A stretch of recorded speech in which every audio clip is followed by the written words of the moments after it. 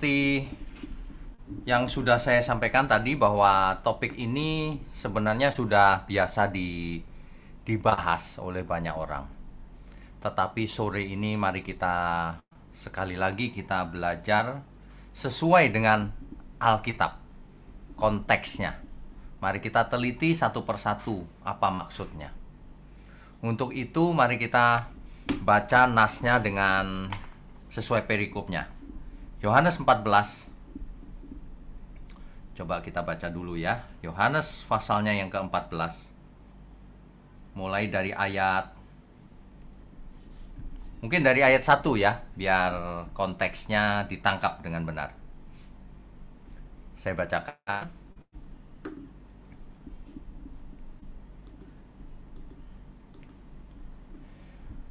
Janganlah gelisah hatimu, percayalah kepada Allah, percayalah juga kepadaku.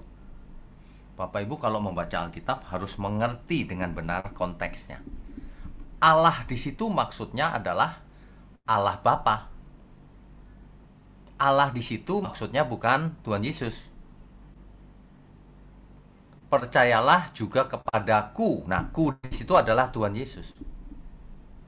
Kalimat ini kalau dipotong oleh orang-orang jahat, wah, kata pawingnya Yesus bukan Tuhan, bukan Allah katanya. Gitu.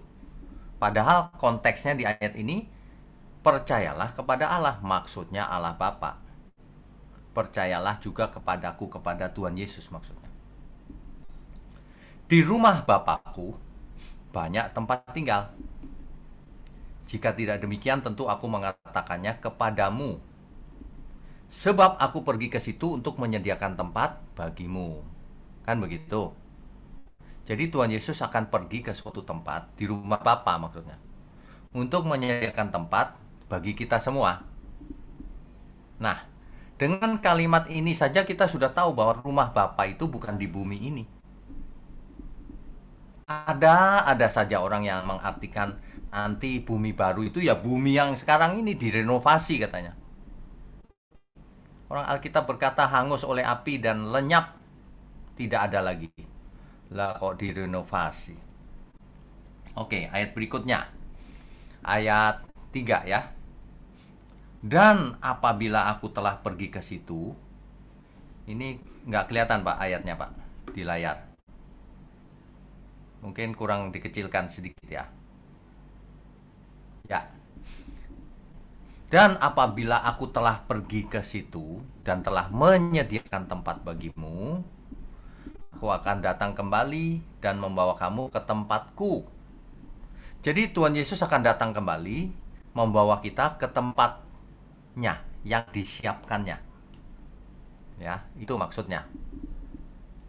Supaya apa? Supaya di tempat di mana aku berada, kamu pun berada. Dan kemana aku pergi, kamu tahu jalan ke situ. Tapi kata Thomas padanya, Tuhan, kami tidak tahu kemana engkau pergi. Bagaimana kami tahu jalan ke situ? Kata Yesus kepadanya, akulah jalan, kebenaran, dan hidup. Tidak ada seorang pun yang datang kepada Bapa kalau tidak melalui aku. Sekiranya kamu mengenal aku, pasti kamu juga mengenal Bapakku. Sekarang ini kamu mengenal Dia dan kamu telah melihat Dia. Ini bukan berarti lalu Yesus itu adalah Bapa, bukan. Dari tadi adalah Yesus berkata, aku pergi ke rumah Bapakku. Jelas ada dua pribadi, ya. Jadi jangan, oh Yesus itu ya Bapa gitu. Kalau baca Alkitab jangan terlalu harafiah begitu. Ya, nanti jadi aneh-aneh. Nah, ya, saya rasa dari ayat ini, perikop ini kita sudah tangkap maksudnya ya. Jadi kita coba kita renungkan baik-baik malam ini ya. Jadi ini kisahnya adalah tentang Thomas yang bertanya kepada Tuhan. Ayatnya mungkin sudah selesai Pak ya. Jadi ini kisah tentang Thomas yang bertanya kepada Tuhan. Sebab Tuhan berkata, kamu tahu jalannya. Tapi Thomas nggak ngerti Jalan yang mana? Alamatnya apa? Surga itu alamatnya di mana? Seorang ahli astronomi akan mengerti bahwa langit jagat raya ini luasnya tak terbatas. Jadi tidak mungkin dibuat petanya karena saking luasnya. Ingat, surga itu lokasi, tempat nyata, real, bukan tempat maya, bukan dunia roh. Surga itu nyata. Nyata itu artinya fisik. Sebab kita semua nanti akan dibangkitkan dengan tubuh fisik, bukan rohnya yang bangkit. Banyak orang dari dulu salah terus. Roh bangkit. Kalau roh bangkit nanti Tuhan datang ngapain? Yang dimaksud kebangkitan itu. Bukankah kalau orang mati rohnya sudah pergi ke alam roh? Ketika Tuhan datang semua dibangkitkan, diberi tubuh yang baru maksudnya. Sehingga bisa dibawa ke langit yang baru dan yang baru. Artinya apa? Bumi yang baru itu adalah dunia fisik. Karena tubuh kita, tubuh kemuliaan adalah fisik. Banyak orang kalau baca Alkitab selalu meleset, nggak tahu kenapa. Nanti kita diberi tubuh rohani katanya. Benar, tubuh rohani itu bukan tubuh roh. Kalau roh nggak pakai kata tubuh. Tubuh rohani itu tubuh yang rohani, bukan tubuh yang roh. Tubuh yang rohani, yang bagaimana? Yang hidupnya tidak ada cacat, tidak ada celah, menyenangkan Tuhan.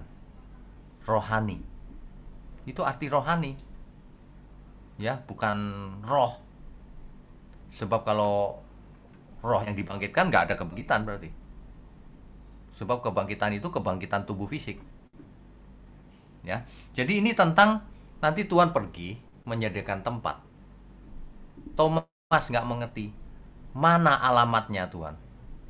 Ya semua pengen ke surga kan, makanya harus tahu alamatnya. Tapi surga tidak punya koordinat. Tidak punya koordinat di langit. Tidak ada alamatnya. Ya. Jadi tidak ada cara menuju ke sana kecuali janji Tuhan ini. Supaya di mana aku ada, kamu pun ada. Itulah yang melegakan kita semua. Sebab kalau kita harus pergi sendiri ke sana, biar dikasih alamatnya juga nggak bakalan bisa. Ya. Tapi kalau Tuhan yang jemput, kita lega. Aku nanti dijemput Tuhan. Mantep. Makanya, kalau kita hidup sekarang, udah deh nggak usah aneh-aneh.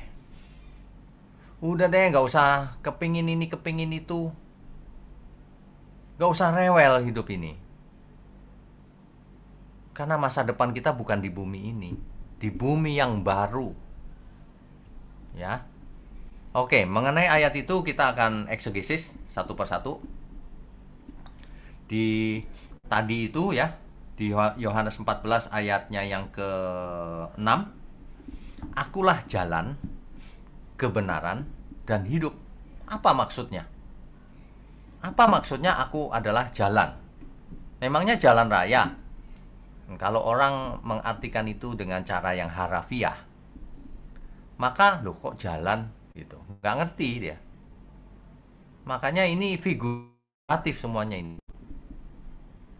Ya, apa maksudnya aku adalah jalan? Kalau kita lakukan analisa detail, kata demi kata, jalan di sini dari teks aslinya dipakai kata hodos.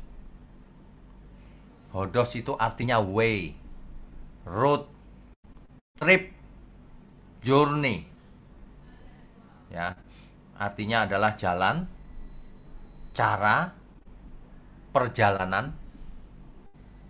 Perjalanan, journey, adalah suatu garis menuju ke suatu tempat atau ke suatu tujuan. Jadi akulah jalan itu bisa ditafsirkan begini. Kalau nggak melalui aku, kamu nggak nyampe. Tidak ada seorang pun sampai kepada Bapa kalau tidak melalui aku. Akulah jalannya. Akulah caranya. Bersama aku melakukan perjalanan ke sana. Itu maksudnya. Perjalanan baik secara fisik nantinya ketika Tuhan Yesus datang membawa kita ke langit yang baru dan bumi yang baru, tapi tentu saja dengan tubuh yang baru. Sebab kalau pakai tubuh yang ini sampai di luar angkasa kita sudah mati, beku, nggak ada oksigen. Ya, kita akan menempuh jalan menembus dimensi itu bersama Tuhan Yesus. Akulah jalan. Nah, di samping itu, hidup yang sekarang ini pun merupakan jalan panjang, jalan lurus bersama Tuhan. Jalan melalui proses-proses panjang. Aku sekarang sedang jadi mahasiswa Tuhan. Tugasku masih banyak. Orang tuaku nggak terlalu benar Tuhan. Atau aku tidak punya orang tua Tuhan. Dan sebagainya, dan sebagainya. Semangat. Karena kita ada di jalannya Tuhan. Akulah jalan, kata Tuhan. Kalau kita mengikut Dia, artinya kita ada di jalan bersama Tuhan. Melalui proses hidup, baik suka maupun duka, semua bersama Tuhan. Sebab Tuhanlah imam besar yang bisa merasakan apa yang kita rasakan, yang telah melintasi semua langit. Wah, imam besar kita luar biasa. Dan kita adalah imamat yang rajani. Oleh sebab itu, sebagai imam, kita semua imam. Sebagai imam, hiduplah kudus, sebab aku kudus. Tuhan tidak mau bergaul dengan orang yang tidak mau hidup kudus. Memang kita berdosa, tapi diampuni Tuhan. Setelah itu tidak boleh tetap hidup dalam dosa, harus hidup kudus bersama Tuhan. Akulah jalan, ikutlah aku, maksudnya gitu. Ikut itu bukan ngikut secara fisik saja, mulai sekarang pun ikutlah aku. Apa yang perlu diikuti? Berpikirlah dan berperasaanlah seperti aku, seperti Kristus. Itulah sebabnya Rasul Paulus berkata Filipi 2 ayat 5, dalam hidupmu bersama, kenakanlah pikiran dan perasaan Kristus. Jadi sebenarnya kalau mau mengerti ayat-ayat Alkitab itu, harus melihat seluruh Alkitab supaya konteksnya ditangkap, konteks benar. Jangan pakai pikiran sendiri. Ya, konteksnya. Dalam teks lain Tuhan berkata begini, nenek moyangmu telah makan roti mana di padang gurun, tapi mereka mati. Akulah roti hidup yang turun dari surga. Kalau kamu makan roti dari aku, akulah roti hidup, maka kamu hidup selamanya. Ya, Tuhanlah jalannya supaya bersama Tuhan menuju ke suatu tujuan. Apa itu? Di rumah Bapakku banyak tempat tinggal. Ya, akulah jalan, hodos. Yang kedua poinnya adalah akulah kebenaran. Nah, ini dia. Bicara soal kebenaran, teks yang dipakai kan aletheia, diterjemahkan truth. Bicara soal kebenaran itu panjang. Itulah sebabnya saya sarankan Bapak Ibu untuk mengikuti seri kebenaran yang selalu saya sampaikan di hari Kamis di truth.id. Saya tidak menulis buku lain kecuali itu dulu. Itu yang pertama nanti. Yang kitab Kejadian nanti. Jadi kebenaran dulu, karena itu dasarnya. Dasar untuk hermeneutik, dasar untuk para apologet, dasar untuk orang buat skripsi, dasar untuk mengerti Alkitab dengan benar. Kebenaran, apa itu kebenaran? Banyak orang berkata kebenaran, tapi apa itu kebenaran? Pertanyaan ini sepanjang masa loh. Dahulu Gubernur Pontius Pilatus sudah berhadapan dengan sang kebenaran, Tuhan Yesus. Dan ia sempat melontarkan pertanyaan itu kepada Tuhan Yesus. Apakah kebenaran itu?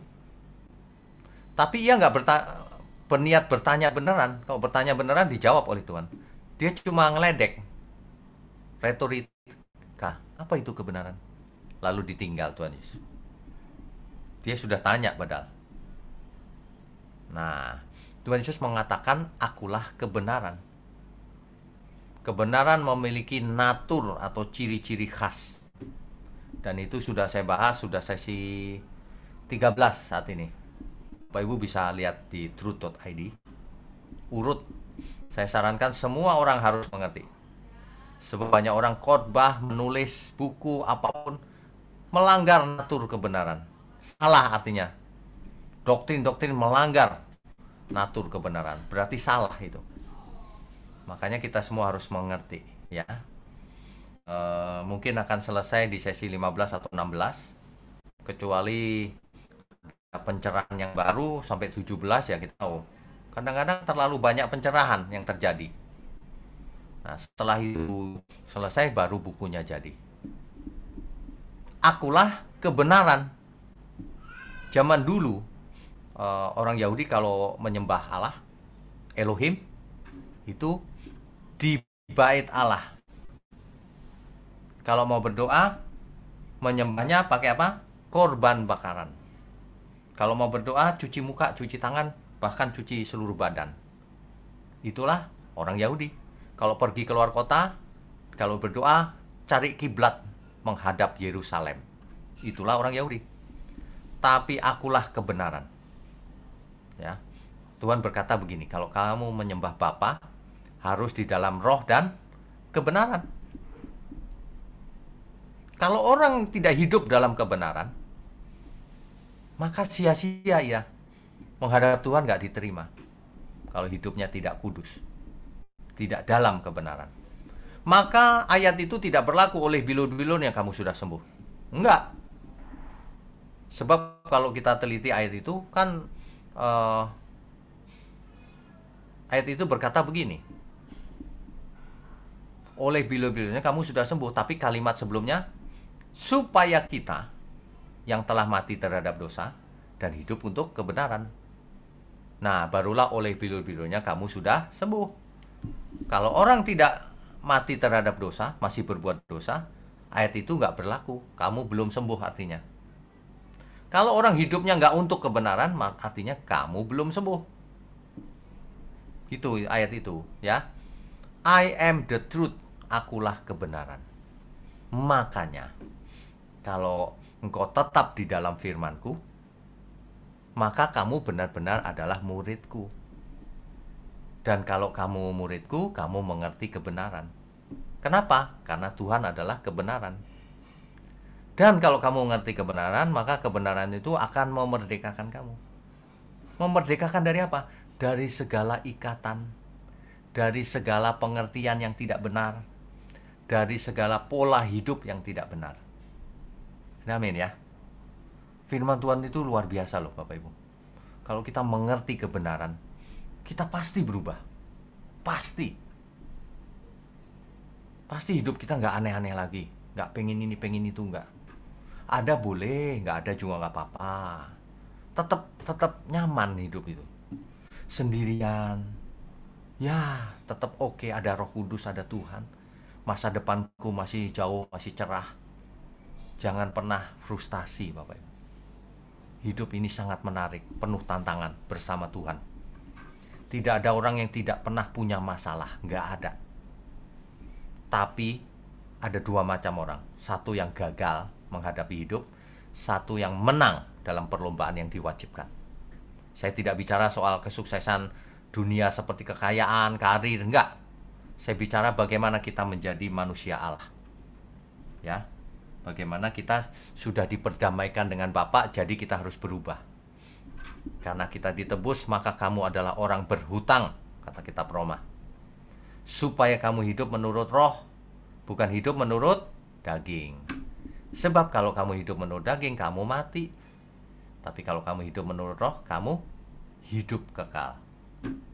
Ya, I am the truth, akulah kebenaran. Jadi kalau mau belajar kebenaran, belajarlah kepada Tuhan Yesus. Bukan belajar kepada perjanjian lama saja. Kebenaran yang utuh, Tuhan Yesus. Akulah kebenaran.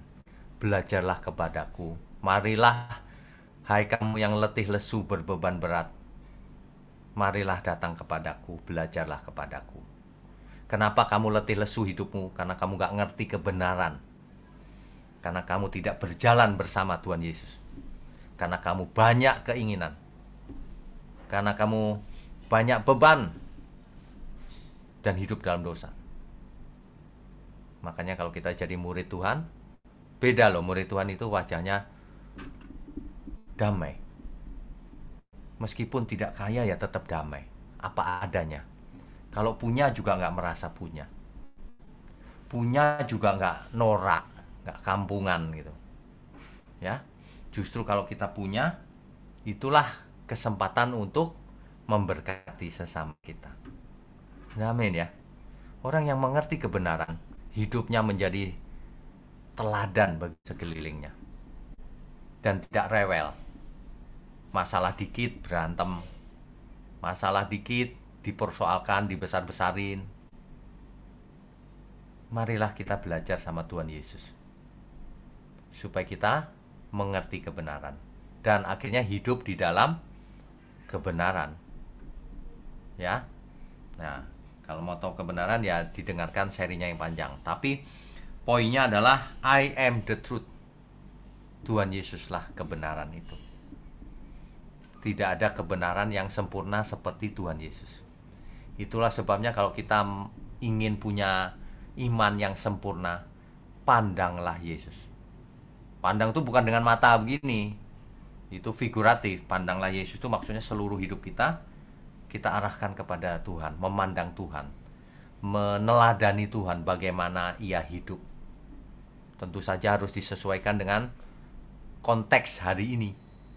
Bukan ditiru badannya, jubahnya, model rambutnya, bukan itu. Ya. Oke. Akulah hidup. Zoe dalam teks asli Alkitab. Akulah hidup. Coba kita baca ya. Apa yang dimaksud hidup yang diberikan oleh Tuhan itu? Apakah nanti di surga ataukah di bumi? Apakah kaya atau miskin? Hidup macam apa yang Tuhan berikan itu? Yang dijanjikan, akulah hidup. Kita harus lihat seluruh teks Alkitab. Apa yang dimaksud hidup? Jangan gini. Hidup tuh kaya raya, loh, pakai pikiran sendiri. Buktinya para rasul tidak kaya. Bapak-bapak gereja nggak kaya. Bukan berarti nggak boleh kaya. Tapi kekayaan itu berbahaya. Kalau orang tidak mengerti kebenaran. Kalau orang tidak berjalan di jalannya Tuhan. Itu bahaya, itu membinasakan itu. Makanya akar segala kejahatan adalah cinta akan uang. Ya, itu akar segala kejahatan itu. Uangnya sendiri nggak jahat, uang benda mati. Tapi ayat Alkitab juga nggak anti kekayaan loh. Ikatlah persahabatan menggunakan mamon yang tidak jujur itu. Jadi kalau kita punya berkat, harus digunakan untuk mengikat persahabatan dengan Tuhan. Harus digunakan untuk kebenaran. Hidup untuk kebenaran. Itu maksudnya.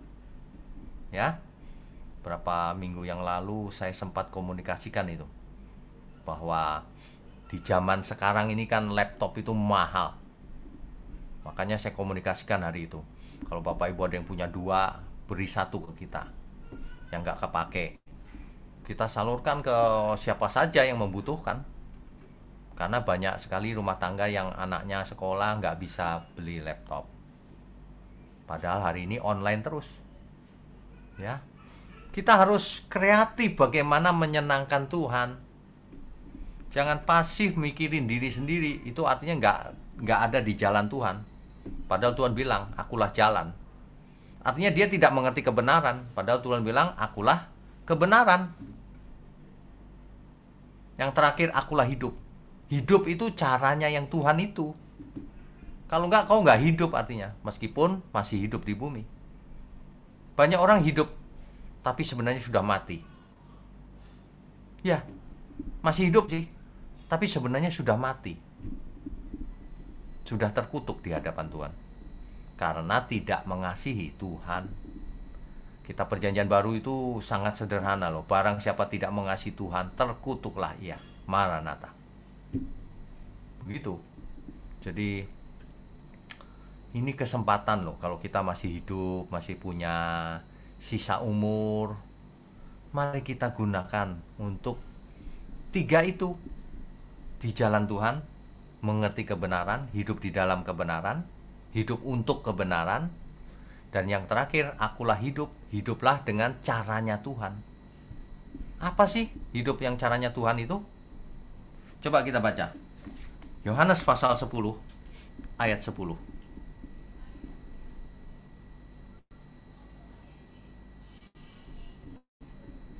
Saya bacakan ya. Pencuri datang hanya untuk mencuri dan membunuh dan membinasakan. Aku datang supaya mereka mempunyai hidup. Nah, dan mempunyainya dalam segala kelimpahan. Jadi mempunyai hidup, tapi bukan sembarang hidup.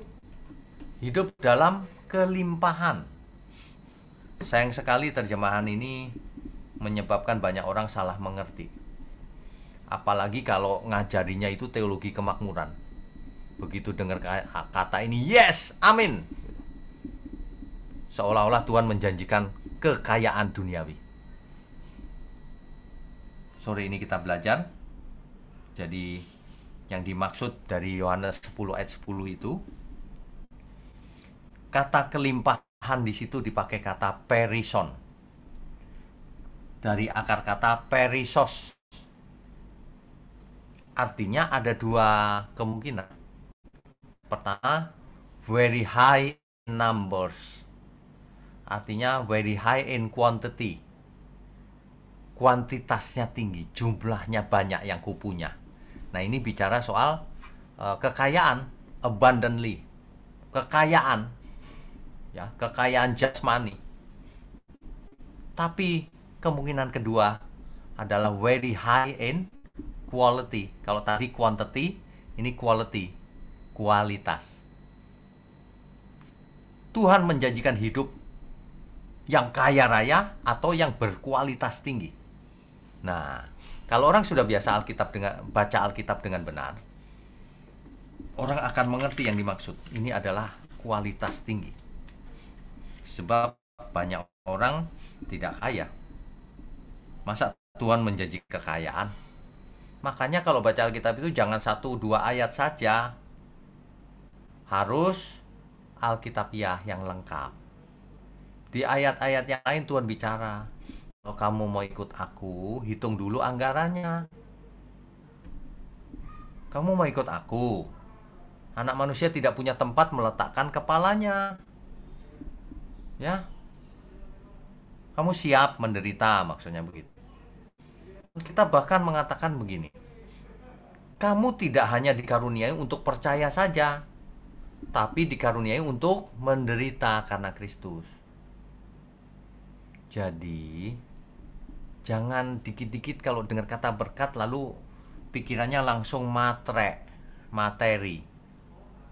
Materi itu tidak penting. Penting sih, tapi pentingnya sementara. Yang Tuhan janjikan bukan itu. Yang Tuhan janjikan itu bukan hidup yang punya banyak gitu. Bukan itu. Salah mengerti itu. Salah eksegesis itu. Yang Tuhan janjikan itu adalah hidup yang luar biasa. Apa itu? Yang kualitasnya luar biasa. Kualitas menurut siapa? Bukan menurut manusia, menurut Tuhan. Itu.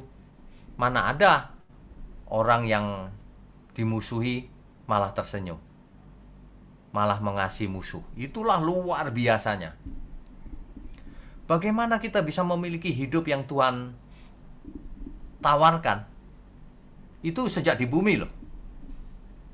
Harus sudah memiliki pikiran perasaan Kristus. Nah, ujungnya adalah hidup kekal. Akulah roti dari surga. Akulah air hidup. Kalau kamu minum dari sumur ini, kamu akan haus lagi. Tapi kalau kamu minum dari air hidup, maka kamu akan hidup selamanya. Jadi yang dimaksud hidup ini bukan soal kaya raya di bumi. Banyak begitu aja kok nggak ngerti. Saya terkadang heran juga loh. Ini karena pikirannya matre. Kalau pikirannya nggak matre, meskipun nggak mengerti teks asli Alkitab, bahasa aslinya, dibaca juga ngerti orang. Bahasa Indonesianya jelas kok. Amin ya, semua ya. Jadi hidup yang dijanjikan Tuhan itu mulai sekarang kamu harus hidup sebagai anak Allah. Bagaimana caranya? Baca Alkitab. Alkitab berkata begini, kalau firman itu ditabur, lalu orang itu mengerti firman dengan benar, maka hidup orang itu berbuah-buah. Ada yang 100 kali, ada yang 60 kali, ada yang 30 kali. Apanya itu?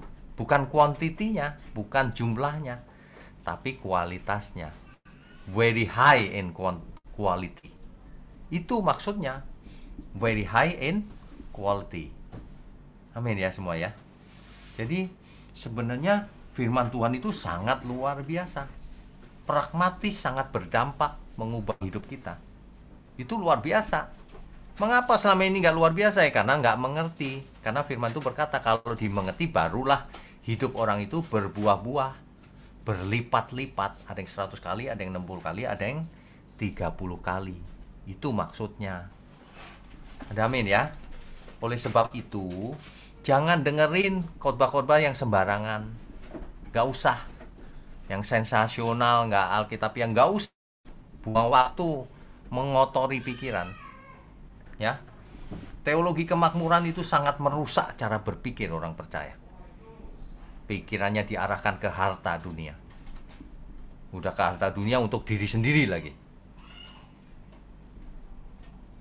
Di Alkitab padahal orang seperti itu disebut orang kaya yang bodoh, yaitu yang hidup untuk dirinya sendiri. Itu orang kaya yang bodoh.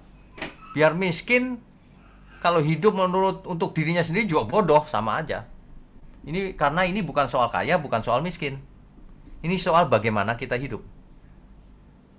Seluruh hidup ini untuk dipersembahkan kepada Tuhan. Itu seluruh hidup ini. Bagaimana kita memaknai hidup ini. Tuhan berkata begini loh. Dahulu ya, banyak orang benar, nabi, raja, ingin mendengar yang kau dengar. Tapi mereka nggak bisa dengar. Hari ini kita dengar kebenaran. Kita mengerti konteksnya. Harusnya kita berubah. Harusnya hidup kita berbuah-buah. Di antara kita ada yang 100 kali, ada yang 60 kali, ada yang 30 kali. Luar biasa, saudara. Jangan sia-siakan hidup. Rugi kita. Ya. Kita itu ibarat diberi anugerah yang tak terhingga nilainya. Nah, sekarang tergantung kita mau atau tidak. Jangan dengerin teologi yang, wah manusia gak punya kehendak bebas. Nah, udah yang gitu-gitu gak usah didengar. Merusak cara berpikir orang Kristen. Padahal Alkitab berkata, iman itu harus nyata. Kalau nggak ada perbuatannya, maka iman itu iman yang mati. Lah kok bahasa Indonesia sederhana begitu saja, nggak ngerti juga. Makanya kita diem aja deh. Debat juga percuma. Kalau orang tidak haus dan lapar akan kebenaran, percuma. Yang dicari pembenaran, bukan kebenaran.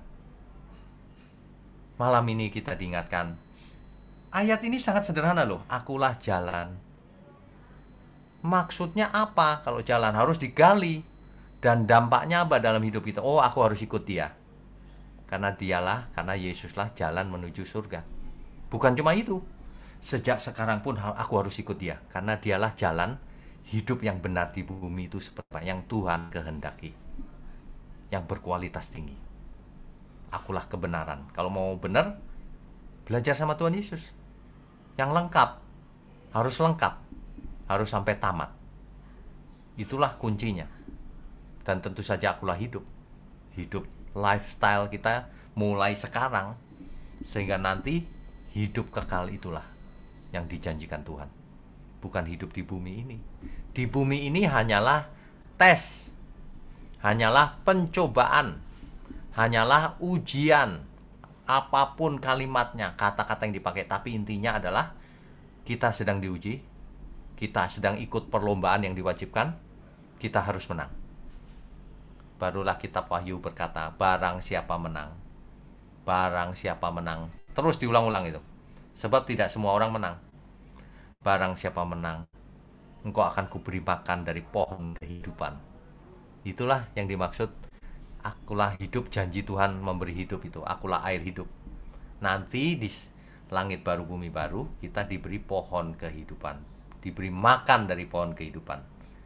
Itu maksudnya figuratif juga bisa. Artinya apa? Kita akan hidup kekal sampai selama-lamanya bersama Tuhan. Tapi sebelum itu, kita hadapi hidup kita hari ini dengan benar. Siapkan diri untuk kekekalan, ya, sehingga kita kemanapun kita pergi, dimanapun, kapanpun, dalam segala perkara, kita mau menyenangkan Dia. Amin ya. Sebab itulah ibadah yang sejati, ibadah yang benar, ibadah yang diterima oleh Tuhan. Ibadah yang enggak diterima. Itulah ibadah yang logikos. Dalam teks asli Alkitab, logikos itu yang logik. Yang logik itu yang Tuhan mau. Jangan ngarang-ngarang yang enggak logik. Tuhan tidak mau. Aku benci persembahan korban bakaranmu. Akhirnya Tuhan begitu, karena itu jadi ritual. Aku benci kau melakukan hari-hari raya itu, dan seterusnya. Yang diinginkan Tuhan adalah perubahan akal budi, supaya kita jadi manusia Allah. Jadi nggak ayatiah, nggak syariatiah. Kita hidup menurut pikiran perasaan Tuhan. Amin ya. Ayat ini kelihatannya sederhana, tapi bisa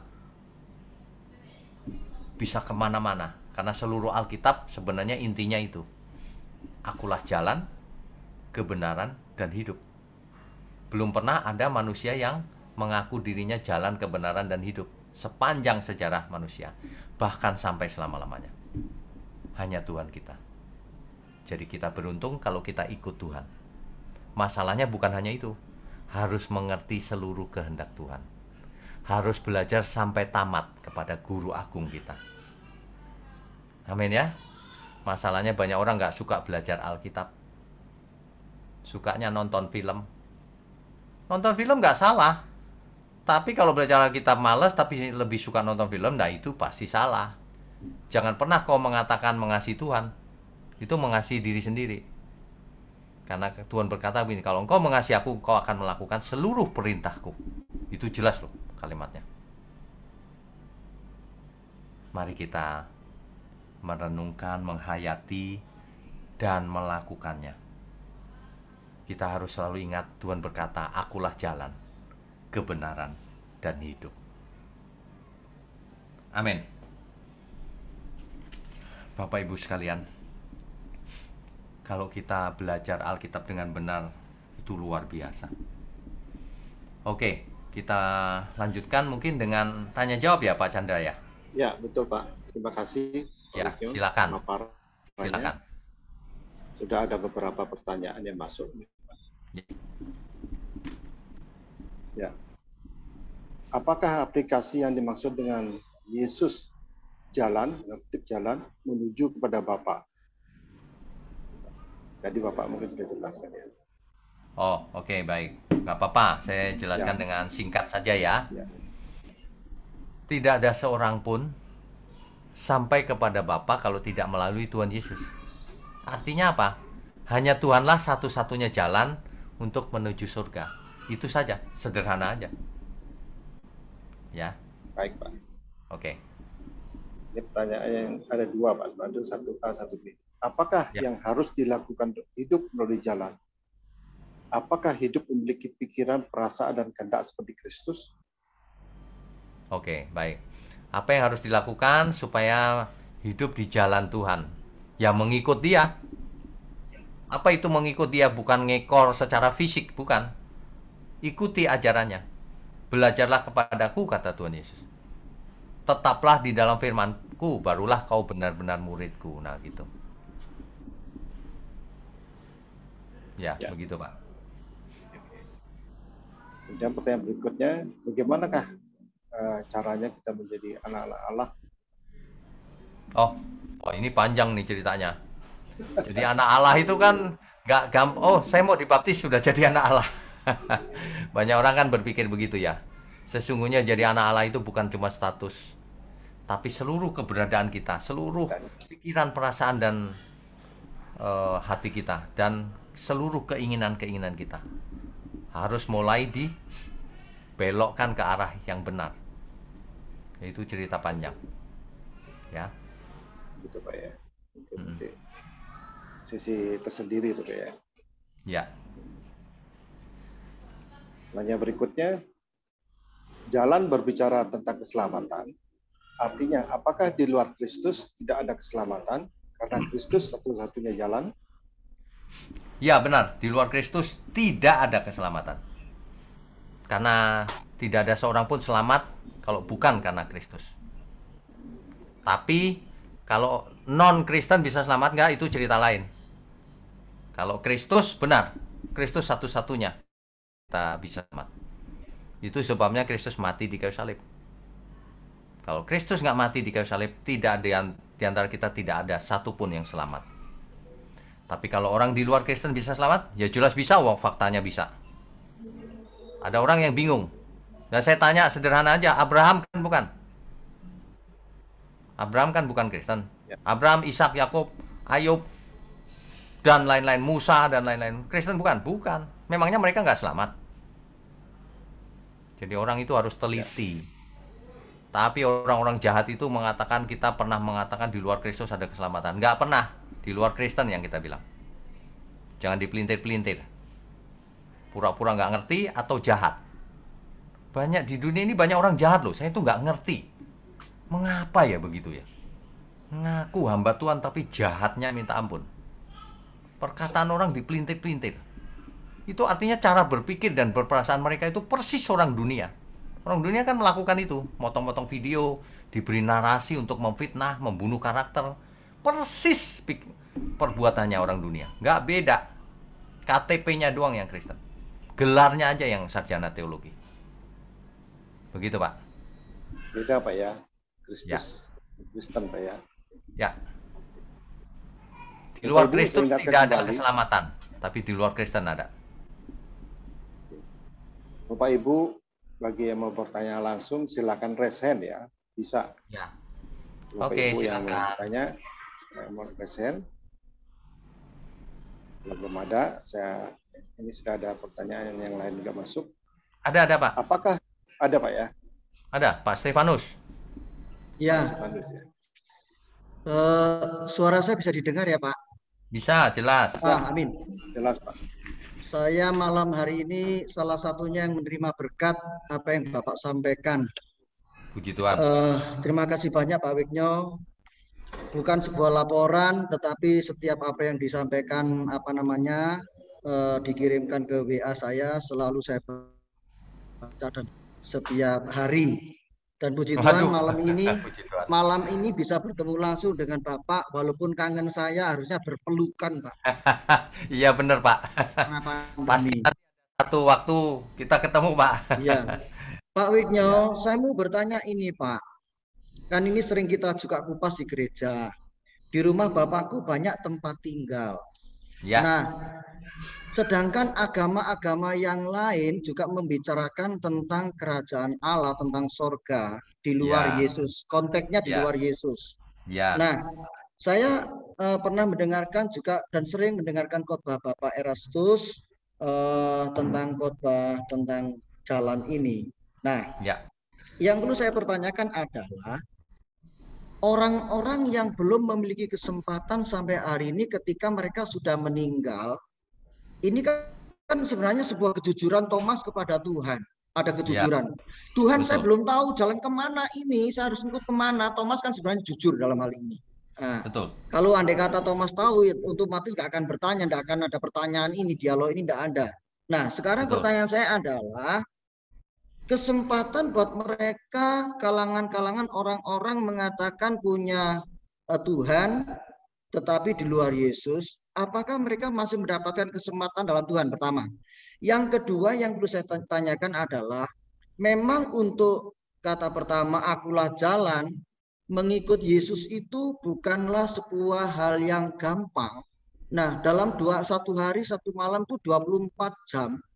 Saya belajar banyak apa yang disampaikan oleh Bapak Eras, yang disampaikan oleh Pak Wiknyo, walaupun melalui kiriman-kiriman setiap hari itu membawa hidup saya semakin tuh intim dengan Tuhan. Persoalannya adalah tidak selama 24 jam itu terbawa dalam kebenaran loh Pak. Jujur saya. Kadang-kadang gini, sudah hidup dalam doa setiap pagi, setengah 3 pagi saya udah doa. Doa yang kedua jam 5 bersama dengan Pak Eros setiap pagi itu, doa pagi. Nah, ada beberapa jam dan menit kemudian ada persoalan, kita unjuk gigi mulai marah. Nah, mulai hilang lagi jalan kebenaran Tuhan, kami minta ampun. Nah, untuk menyelesaikan persoalan-persoalan seperti ini, untuk menanggulangi seperti apa? Itu Pak Oke, Wikno. baik. Terima kasih Tuhan Ya. berkat Pak Wikno. Oke, Tuhan berkati. Jadi ada dua hal ya Pak. Ya. Bagaimana dengan orang yang belum pernah mengenal Tuhan? Nah, ini ditulis oleh Rasul Paulus bahwa di Roma pasal 2 ayatnya yang ke-14 dan 15. Roma pasal 2, saya bacakan ya. Sebentar, Roma pasal 2 ayatnya yang ke-14. Oke. Sebelum saya bacakan, saya mau sampaikan begini. Kitab Roma ini kan ditulis oleh Rasul Paulus. Ditulisnya sebelum Tuhan Yesus naik ke surga atau setelah Tuhan Yesus naik ke surga? Setelah ya. Setelah. Oke. Artinya hari ini masih berlaku nggak? Masih dong, masa nggak berlaku? Nah, baru kita baca sekarang. Ayat 14. Apabila bangsa-bangsa lain yang tidak memiliki hukum Taurat, bangsa lain, bukan orang Yahudi, bangsa lain tentu saja nggak punya hukum Taurat, tapi oleh dorongan diri sendiri melakukan apa yang dituntut hukum Taurat, tapi ia melakukan hukum Taurat meskipun nggak tahu hukum Taurat, maka walaupun mereka tidak memiliki hukum Taurat, mereka menjadi hukum Taurat bagi diri mereka sendiri. Ayat 15-nya, sebab dengan itu mereka menunjukkan bahwa isi hukum Taurat ada tertulis di dalam hati mereka, dan suara hati mereka turut bersaksi, dan pikiran mereka saling menuduh atau saling membela. Nah, itu di ayat sebelumnya, ayat 13, di situ dijelaskan tuh, karena bukanlah orang yang mendengar hukum Taurat yang benar di hadapan Allah, bukan yang punya hukum, tapi apa? Tapi orang yang melakukan hukum Taurat yang akan dibenarkan. Gitu ya. Nah, jadi jelas. Jadi kalau bangsa lain itu dihakimi menurut apa? Menurut Taurat yang tertulis di hatinya. Jangan pernah bicara begini, keselamatan bukan karena melakukan Taurat Pak. Nah, itu berlaku untuk kita. Orang yang nggak pernah dengar sama sekali, ini ayatnya ada. Dihakimi menurut perbuatannya sesuai hukum Tuhan apa enggak, gitu ya. Kita kalau baca Alkitab itu harus jujur, harus sesuai konteksnya. Itu poin yang pertama ya Pak Stefanus ya. Poin yang kedua, kenapa ya kok sulit sekali tetap di dalam ibarat suhu itu panas terus gitu? Kenapa kadang-kadang dingin? Artinya panas dingin. Kita sebenarnya nggak boleh loh panas dingin, demam nanti. Ya, jadi bagaimana ya caranya? Saya punya teman gini Pak. Saya punya teman seorang hamba Tuhan juga. Dia cerita tuh, Pak, kalau saya ada di mall ya, saya lupa loh kalau saya hamba Tuhan. Loh, saya gini, lah ingatnya hamba siapa? Saya tanya, hamba setan. Nah, jadi gini Pak, memang itu perlu apa ya namanya ya, nekat, dan perlu hidup di dalamnya terus Pak. Jadi bukan hanya sebagai pengetahuan, pokoknya setiap nafas hidup kita itu, aku tuh milik Tuhan loh. Tuhan itu ada di dalam diriku loh. Makanya jangan pernah membagi kegiatan, oh yang ini rohani, yang ini sekuler. Oh, kalau di gereja soal rohani, oh yang lain sekuler, jangan pernah dibagi, Pak. Waktu kita setiap saat, dimanapun, kapanpun, dalam segala hal, semuanya harus tetap rohani. Dengan cara itu maka kita akan selalu ingat, kemanapun kita menjadi saksi Tuhan. Jadi aku kalau ngomong harus ngomong yang benar. Jadi mahasiswa aku harus belajar yang benar. Jadi orang tua aku harus jadi orang tua yang benar. Sedang diawasi Tuhan terus. Sebab kita mempunyai banyak saksi. Ingat itu, kita punya banyak saksi yang lihat kita terus-menerus, Pak.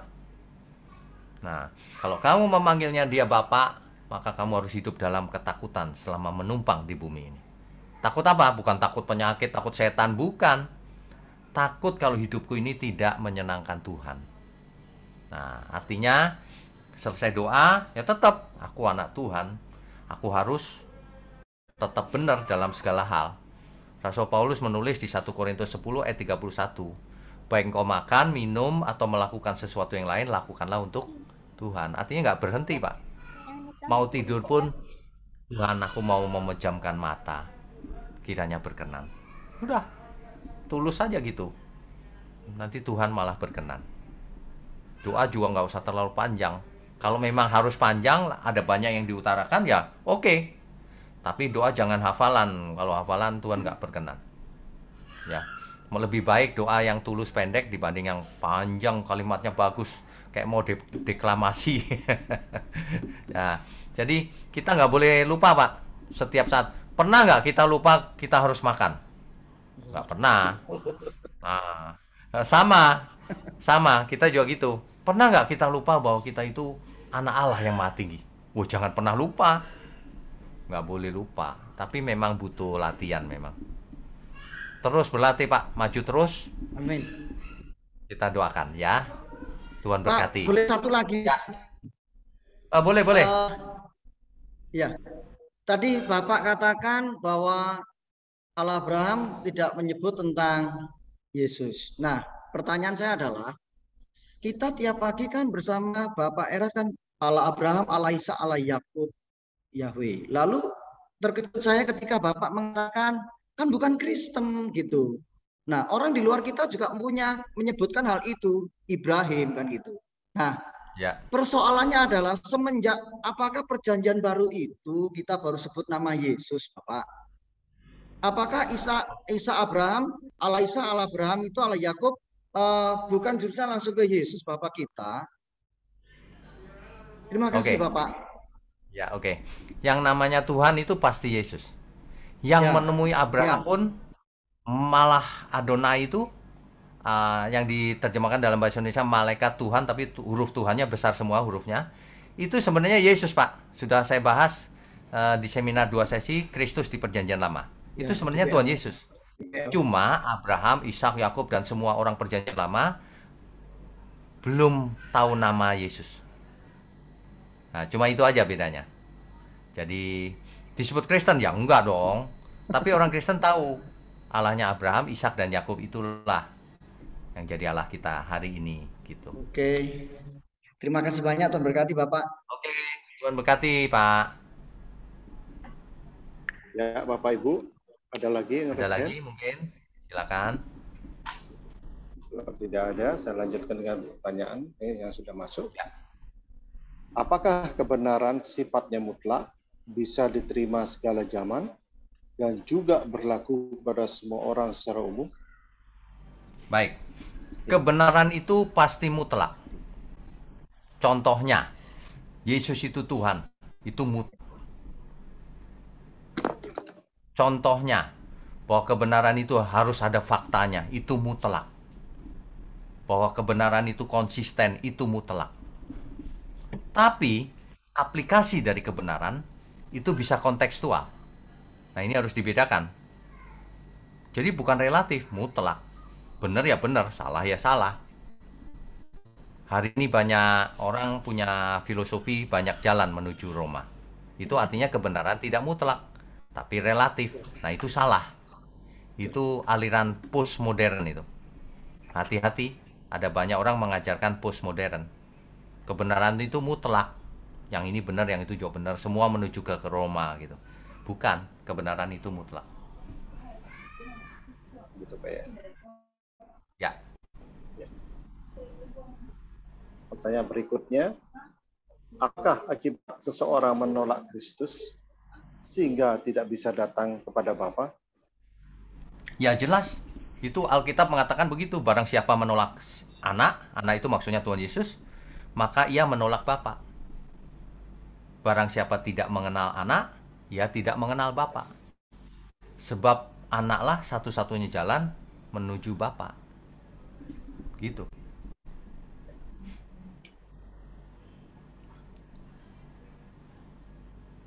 Pertanyaan berikutnya, di sosial media atau YouTube terjadi penolakan besar-besar lewat perdebatan dari orang-orang non-Kristen.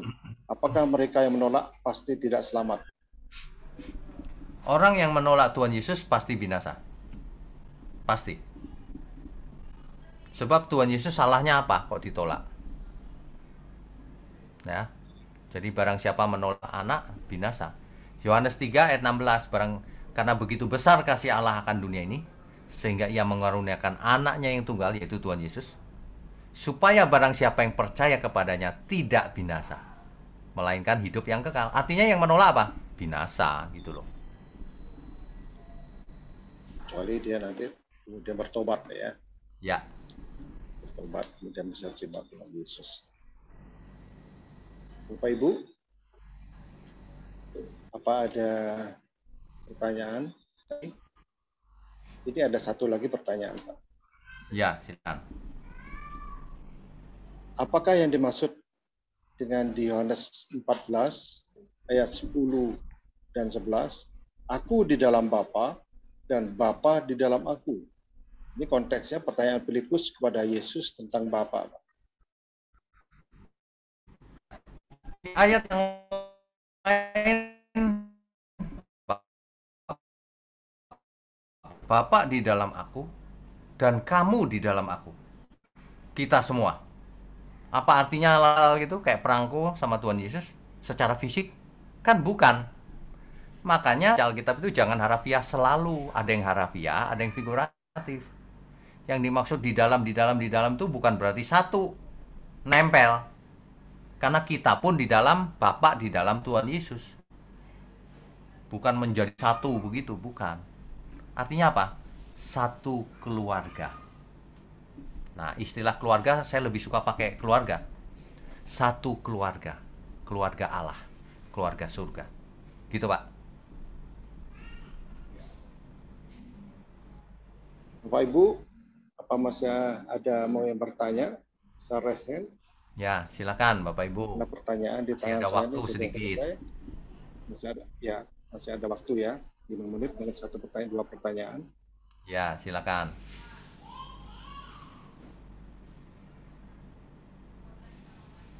Pak Stefanus, Iya, semua Pak. sehat ya, Iya, Pak? Puji Tuhan, sehat dalam kasih perlindungan Bapa. Ya, amin. Ini lagi di gereja, Bapak. Iya, saya lihat. Wah, ini di gereja ini. Ini di gereja karena besok minggu ibadah. Oh, iya, iya, iya. Enak ya, Pak. Ceilingnya tinggi, jadi nggak panas. Ya. Di desa, di ape 2 gunung, Gunung Kawi dan Gunung Kelut kita di lembah. Waduh, luar biasa, Pak. Tanpa AC, tidak harus beli AC. Waduh, itu malahan mahal, Pak. Siapa yang bisa bikin AC alam? Bapak Surgawi. Iya, kita pakai AC tetap nggak dingin, Pak. Oke, silakan. Ada yang bertanya nggak? Ya, Bapak Ibu, kalau tidak ada, kita Nggak akan ada, Pak. akhiri. Sudah jelas ini mungkin ya. Tadi sudah hampir jam 8:30, Pak. Pak. Di situ Ada ya, Bu ya. Sieni. Bu Sieni ada hadir di sini? Iya. Ya, silakan Bu. Iya, itu loh Pak. Lihat berita-berita di Indonesia ya, banyak yang antikris, pokoknya bicara jelek soal Tuhan Yesus ya, apalagi Ya. Roh Kudus. Saya dapat share dari teman-teman. Ya. Sungguh menakutkan ya Pak di sana situasinya orang-orang yang bukan orang Kristen. Jadi ini menuntut kita semua semakin berkemas-kemas terus Ya, Jangan lengah, ya, membuat kita seperti alert ya, waspada. ya, betul. Ya, akhir zaman sudah sudah ada. Sudah dekat ya. Iya. Mm-mm. Baik. Jadi semakin kita takut, semakin kita dekat sama Tuhan, pokoknya cari perlindungan. Ya, itu artinya justru berkat. Berkat itu membuat kita semakin dekat dengan Tuhan. Nah, itu berkat namanya. Tapi nggak boleh takut ya Pak, karena hidup LB3 sudah pasti janji Tuhan ya Ya, Pak. yes. Jadi kita nggak perlu takut. Kita lakukan bagian kita. Itu aja. Demi hidup suci. Ya. Apapun di bumi ini selalu ada ancaman, Bu. Bencana, sekarang pandemi. Udah nggak usah takut lah, jalanin aja. Akhirnya semua kita pasti mati kok, pasti. Pasti. Beda waktu aja. Nggak ada Tapi jalan yang lain. penting, ya, tapi yang penting akulah hidup, kata Tuhan Yesus. Barang siapa percaya kepadaku, ia akan hidup walaupun ia sudah mati. Wah, mantap itu. Ikut belajar terus makin pinter Pak. Wah, puji Tuhan. Bu Sen ini luar biasa loh. Sebentar kalau lagi ikut saya lagi ada di Italia. Sekarang ada di UK. Lagi Keliling tengok dunia anak. terus. Ada di tempat anak ya, Bu? Iya. Ya, ya. Mm-mm. Oke, ada yang raise hand, Pak. Pak Chandra. Ibu Meme. Silakan. Bu Meme, ada yang raise hand. Halo Pak. Shalom. Ibu Meme ada di mana ya? Saya lupa. Di Pineng ya? Oh iya Pak, di Penang, Malaysia. Oh iya ya. Oke, silakan. Ya gini Pak, saya mau tanya, suami saya bertanya kepada saya, tapi saya nggak mengerti pendalaman Alkitab itu ya, masih Ya. dalam pelajaran lah gitu. Jadi suami saya membaca, saya menyimpang sedikit ya Pak ya, Ya. di dalam kisah Ayub. Saya punya husband tanya, kenapa Allah mempergunakan iblis untuk mencobai Ayub gitu Pak. Oke. Kalau penjelasannya Pak, apakah Allah bersekutu dengan iblis untuk mencobai manusia gitu ya? Oke, ini pertanyaan bagus nih. Jadi, Bu, iblis itu dulunya bukan iblis. Ketika diciptakan, ia ada di surga. Ia adalah makhluk surgawi tadinya.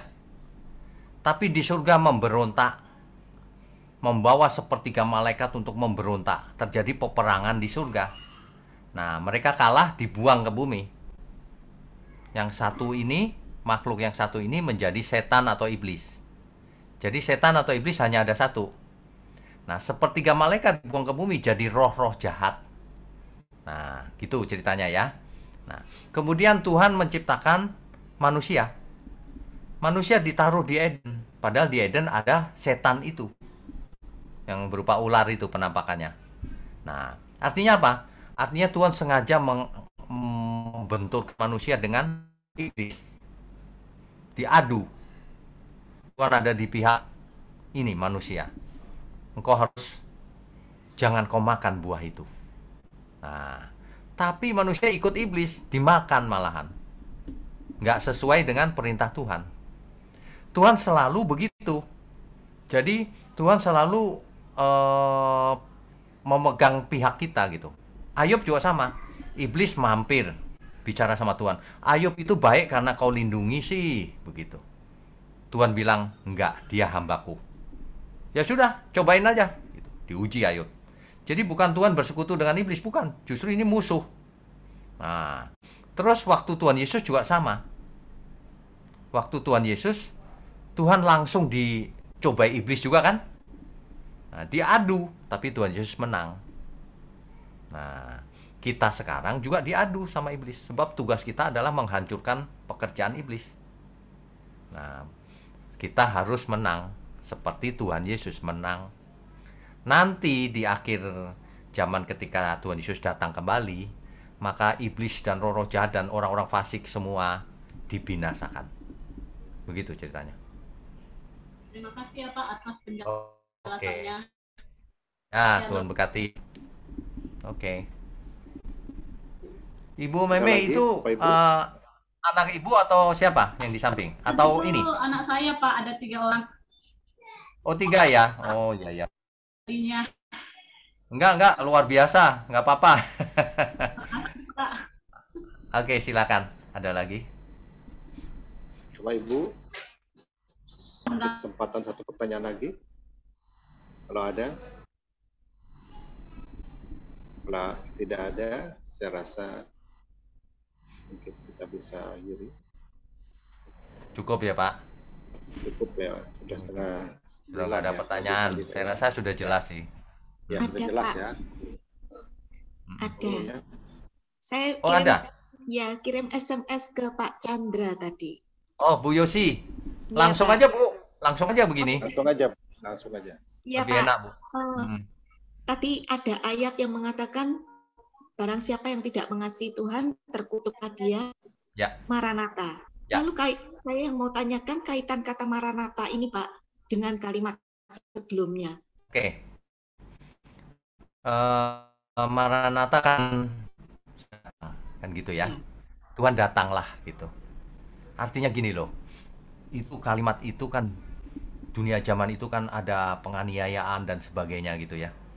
Nah, jadi saking gemesnya oleh inspirasi Roh Kudus, Rasul Paulus menulis, kalau kamu nggak mengasihi Tuhan, kamu terkutuk loh. Kiranya Tuhan segera datang. Jadi memperingatkan sebenarnya. Bukan Rasul Paulus ingin semua orang terkutuk, enggak. Ini memperingatkan bahwa enggak, barang siapa tidak mengasihi Tuhan, terkutuklah dia. Maranatha. Itu peringatan.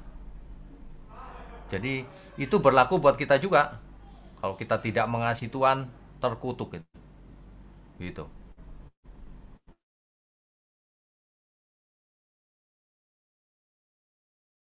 Begitu. Itu adalah seruan Maranatha. Artinya Maranatha itu artinya Tuhan datanglah gitu. Jadi itu kata seru, tapi kalau konteksnya itu adalah peringatan. Ya. Jadi begitu, Bu. Itu kata seru Maranatha. Tapi sedang memperingatkan agar semua orang bertobat, mengasihi Tuhan. Ya. Sebab peringatan-peringatan itu kan senada, Bu. Kerajaan Allah sudah dekat, bertobatlah kau. Nah, sama. Barang siapa tidak mengasihi Tuhan, terkutuk Maranatha. Gitu. Sama. Itu jadi semacam apa ya, frase. Frase, betul. Peringatan.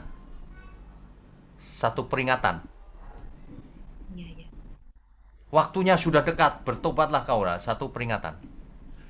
Gitu. Ya. Makasih, Pak. Oke. Tuhan berkati. Baik, Pak Chandra. Cukup ya, Pak. Pak Chandra masih mute, Pak. Unmute dulu. Ya, saya rasa sudah cukup ya, Pak ya, sudah jelas ya.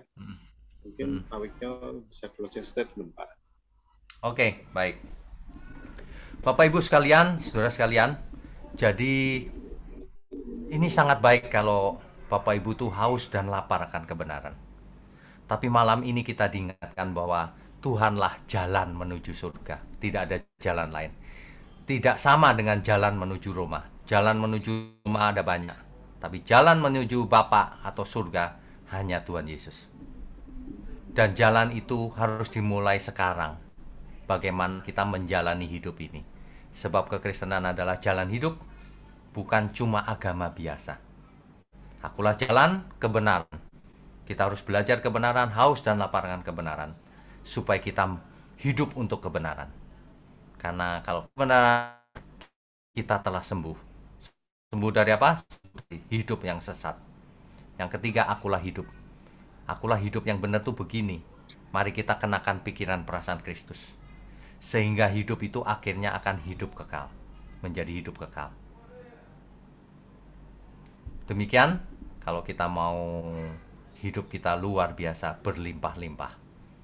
Very high in quality. Berkualitas tinggi di mata Tuhan.